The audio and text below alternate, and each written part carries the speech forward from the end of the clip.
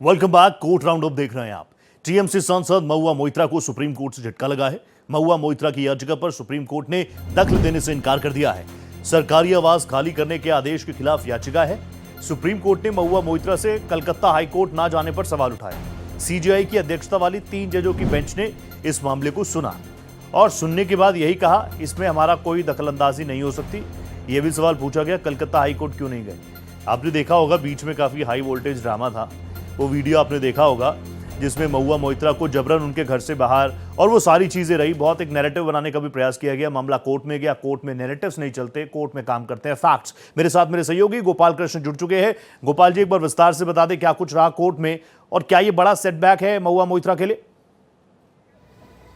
जी बिल्कुल रोहित, महुआ मोइत्रा के लिए बहुत बड़ा झटके के तौर पर इसे देखा जा सकता है, क्योंकि नदिया के सर्किट हाउस को खाली करने का जो अधिकारियों द्वारा आदेश दिया गया था उसके खिलाफ यह याचिका दायर की गई थी और कहा गया था कि गलत तरीके से यह निर्देश दिया गया, क्योंकि उस दिन वो रुकी हुई थी और शाम को डिनर के लिए भी उन्हें दिया गया। डिनर उन्होंने किया, लेकिन डिनर करने के आधे घंटे बाद ही अधिकारी का फोन आता है और अधिकारी द्वारा यह कहा जाता है कि आप सर्किट हाउस को खाली कर दीजिए, जिसको लेकर के उन्होंने आपत्ति जाहिर की, लेकिन उसके बावजूद भी जबरन उन्हें सर्किट हाउस को खाली करने के निर्देश दिए गए। लिहाजा यह गलत है, जिस पर सुनवाई के दौरान सुप्रीम कोर्ट ने महुआ मोइत्रा की ओर से पेश वकील से पूछा कि आप सीधे सुप्रीम कोर्ट कैसे आए, आपने हाई कोर्ट का रुख क्यों नहीं किया, आपको पहले हाई कोर्ट जाना चाहिए, हाई कोर्ट में अपनी बातों को रखना चाहिए, उसके बाद सुप्रीम कोर्ट आना चाहिए। सुप्रीम कोर्ट ने महुआ मोइत्रा को हाई कोर्ट जाने की सलाह दी और यही कहते हुए कोर्ट ने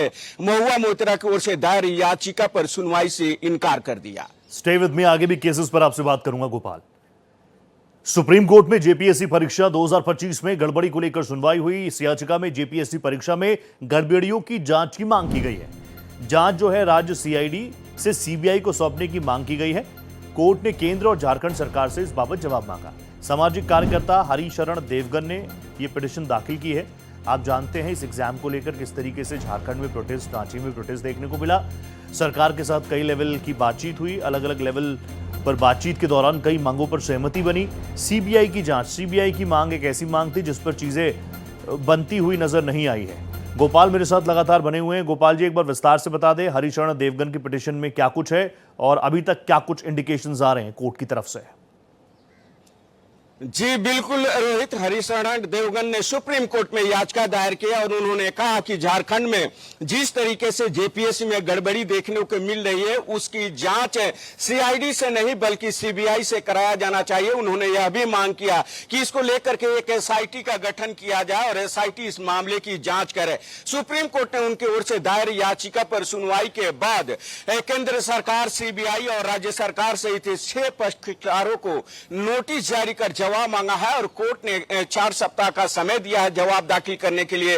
मामले की सुनवाई के दौरान वरिष्ठ वकील मनन मिश्रा ने सुप्रीम कोर्ट में दलील देते हुए कहा कि जिस तरीके से जेपीएससी में गड़बड़ी देखने को मिल रही है उसे कहीं ना कहीं जो छात्र हैं वो परेशान है और इसलिए इस मामले की जांच सीबीआई से होनी चाहिए। सुप्रीम कोर्ट ने पूछा कि क्या जो न्यायिक भर्तियां है उसको लेकर के क्या रुख है। उन्होंने कहा कि उसमें भी इस तरीके की चीजें देखने को मिल रही है, जिस पर सीजीआई सूर्यकांत ने कहा कि हम इस मामले को देखेंगे और यही कहते हुए कोर्ट ने सीबीआई, केंद्र सरकार और झारखंड सरकार को नोटिस जारी कर 4 सप्ताह में जवाब देने को कहा है। Stay with me Gopal ji, आगे भी केस पर आपसे बात करूंगा। कारोबारी अनिल अंबानी की कंपनी से जुड़ा बैंक फ्रॉड मामले में ईडी और सीबीआई ने सुप्रीम कोर्ट में नई स्टेटस रिपोर्ट दाखिल की है। सुप्रीम कोर्ट ने दोनों रिपोर्ट को रिकॉर्ड पर ले लिया है। सीजीआई की अगुवाई वाली 3 जजों की बेंच इस मामले पर सुनवाई कर रही है। अनिल अंबानी, आप जानते हैं बीच में कैसी सारी चीजें रही, सुर्खियों में पूरा मामला रहा, रुख किया गया कोर्ट का और अब एजेंसीज ने अपनी स्टेटस रिपोर्ट कोर्ट में डाली है। मेरे साथ मेरे सहयोगी गोपाल कृष्ण लगातार बने हुए हैं। गोपाल जी, यूजुअली सवाल जवाब का सिलसिला तो हम लोग करते हैं, लेकिन हमारे दर्शक अगर कुछ पॉइंट्स को, जो लीगल टर्म्स हैं, उनको भी समझ पाएं और आप उनको बहुत बेहतर तरीके से समझा सकते हैं। मुझे बताइए, ये जो स्टेटस रिपोर्ट दाखिल की गई है ऑब्वियसली बहुत कॉन्फिडेंशियल होगी, लेकिन किसी भी केस में स्टेटस रिपोर्ट क्या कुछ, किस लेवल तक चीजों को तय कर सकती है, होल एंड सोल कितनी इंपॉर्टेंट रहती है स्टेटस रिपोर्ट।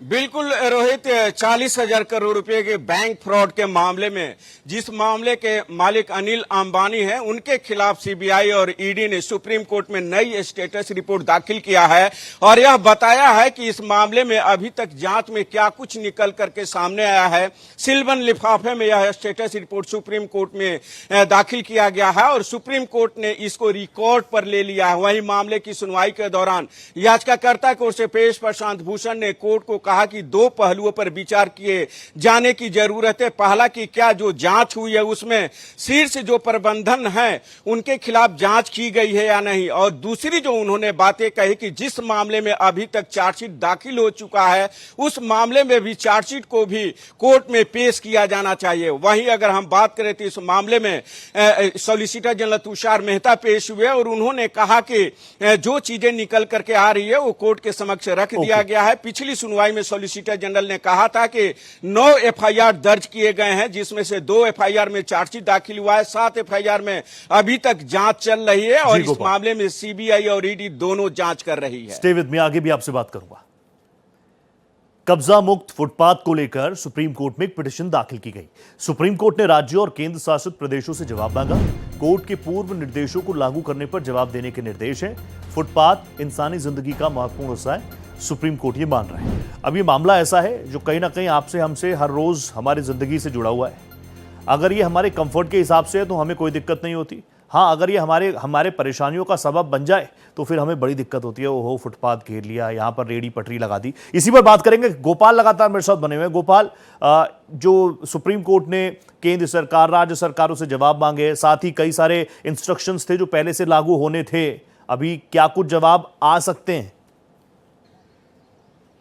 जी बिल्कुल रोहित, आपको याद होगा कि जून में सुप्रीम कोर्ट ने एक बड़ा फैसला दिया था और सुप्रीम कोर्ट ने कहा था कि फुटपाथ पर जो चलने वाले लोग हैं, फुटपाथ पर चलना उनका मौलिक अधिकार है। और यही कहते हुए कोर्ट ने कहा था कि जितने भी फुटपाथ पर कब्जा किया गया है उससे सरकार और केंद्र सरकार और राज्य सरकारें खाली कराए और सुरक्षित कोई भी व्यक्ति फुटपाथ पर चल सके यह सुनिश्चित करे। लेकिन सुप्रीम कोर्ट के आदेश का अभी तक पालन नहीं किया गया है, जिसके बाद सुप्रीम कोर्ट ने केंद्र सरकार सहित देश के सभी राज्य सरकारों को नोटिस जारी कर जवाब मांगा है और पूछा है कि सुप्रीम कोर्ट ने जून में जो आदेश दिया था आखिर उसका पालन क्यों नहीं किया गया। इससे संबंधित राज्य सरकारों और केंद्र सरकार को जवाब देना है। उसके बाद सुप्रीम कोर्ट इस मामले में सुनवाई करेगा तो देखेगा कि क्या उसके आदेशों का उल्लंघन हुआ है। अगर उल्लंघन हुआ है तो कोर्ट इस मामले में संबंधित राज्य के खिलाफ अवमानना का मुकदमा चलाने के लिए नोटिस जारी कर सकता है। बहुत धन्यवाद गोपाल जी, आप जुड़े मेरे साथ। Thank you so much. Court round up में इतना ही। नमस्ते।